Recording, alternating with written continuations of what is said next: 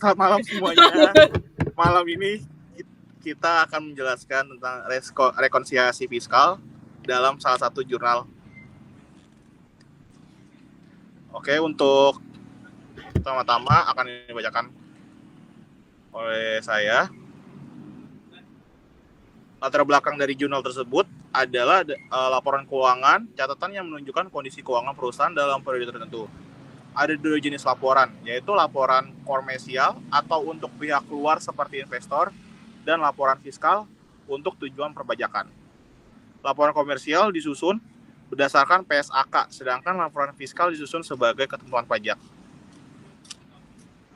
Lalu untuk di jurnalnya ada tujuan penelitian, mengetahui apakah laporan keuangan fiskal PT XXX tahun 2019 sudah sesuai dengan Undang-Undang Perpajakan,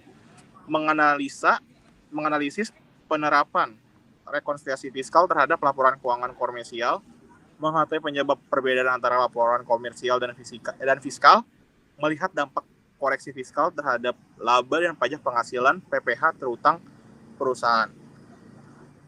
Lalu ada teori-teori pengertian dasarnya. Pajak adalah kontribusi wajib kepada negara tanpa imbalan langsung, digunakan untuk membiayai pengeluaran umum. Laporan keuangan komersial disusun berdasarkan PSAK untuk tujuan pelaporan umum.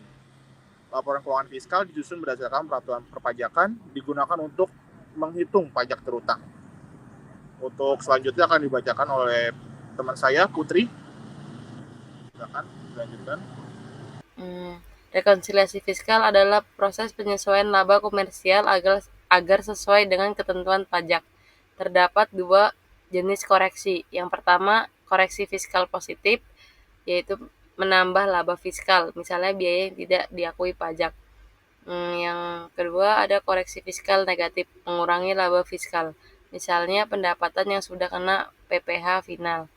Tujuan akhirnya adalah menentukan penghasilan kena pajak yang benar untuk menghitung PPh badan. Selanjutnya akan dibacakan oleh teman saya, Dina. Selanjutnya ada metodologi penelitian. Subjek penelitian PT XXX yang berlokasi di Bekasi. Data diperoleh dari laporan keuangan 2019, laporan fiskal, dan SPT tahunan. Metode penelitian yaitu studi kepustakaan dengan cara mengumpulkan teori, literatur, dan peraturan pajak, dan studi lapangan, mengumpulkan data langsung. Selanjutnya ada hasil dan pembahasan.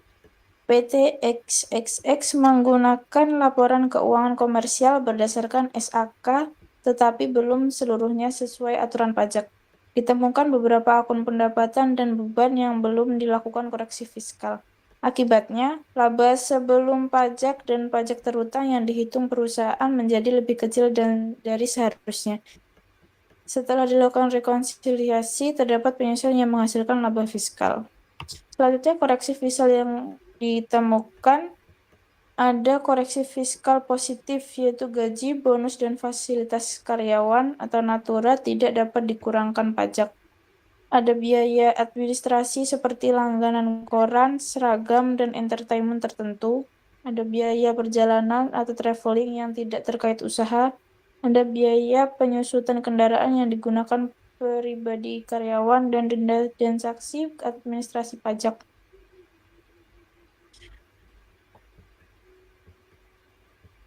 Hasil perhitungan setelah rekonsiliasi. Setelah semua koreksi dilakukan, laba fiskal PT XXX tahun 2019 menjadi Rp2.812.368.587.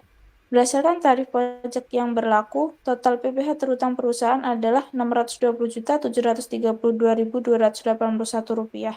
Artinya, perusahaan seharusnya membayar pajak lebih besar dari yang dilaporkan sebelumnya. Selanjutnya akan dilanjutkan oleh Salma.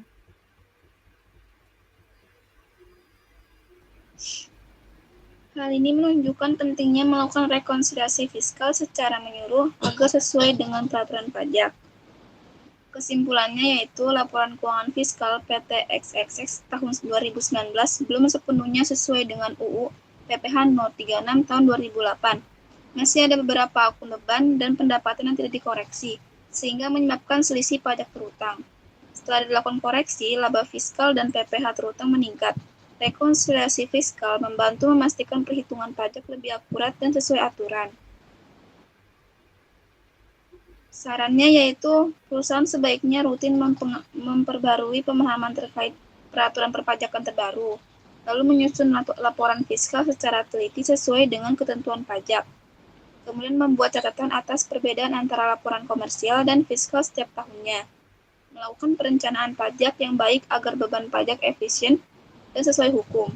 Sarannya itu perusahaan sebaiknya rutin memperbarui pemahaman terkait peraturan perpajakan terbaru, lalu menyusun laporan fiskal secara teliti sesuai dengan ketentuan pajak. Membuat catatan atas perbedaan antara laporan komersial dan fiskal setiap tahunnya. Melakukan perencanaan pajak yang baik agar beban pajak efisien dan sesuai hukum. Manfaat dari penelitian tersebut ialah bagi perusahaan membantu memahami pentingnya rekonsiliasi fiskal untuk menghindari kesalahan hitungan pajak. Sedangkan bagi pemerintah yaitu meningkatkan kepatuhan pajak wajib badan.